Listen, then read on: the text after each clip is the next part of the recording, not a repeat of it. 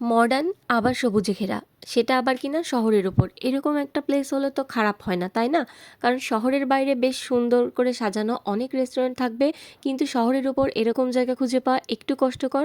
R green and go কিন্তু এই সমস্যার একদম সঠিক সলিউশন, কারণ তাদের লোকেশনটা একদম নিরালা মোড়ের উপর।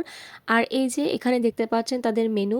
তো বেশ কিছুদিন আগে আমরা এখানে গিয়েছিলাম, আর এই জায়গায় যেহেতু আমি অবাক হয়ে গেছিলাম যে এত সুন্দর। বাইরে থেকে দেখে কিন্তু আসলেই বোঝা যায় না তাদের ভেতরটা এত বেশি সুন্দর করে সাজানো। ছবি তুলতে যাদের অনেক বেশি ভালো লাগে তাদের জন্য এই রেস্টুরেন্টটা একদম একটা বেস্ট অপশন, কারণ এখানে যেই কর্নার আপনি দাঁড়ান না কেন অনেক সুন্দর ছবি হবে।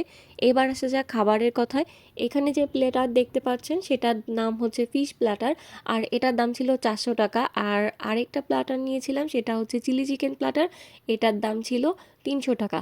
এটার ভেতরে ক্রিমি পাস্তা ছিল, চিলি চিকেন ছিল, ফ্রাইড রাইস ছিল, এছাড়াও ছিল ভেজিটেবল। আর এই রেস্টুরেন্টটার ভালো দিক হচ্ছে এরা মেয়োনিজ দিয়ে খাবার ভরে রাখে না।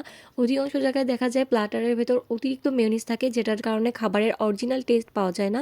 এই সমস্যাটা এখানে ছিল না, এটা আমার কাছে খুবই ভালো লেগেছে। আর রাইসের ভেতর খুব ভালো পরিমাণ বাটার ইউজ করেছিল।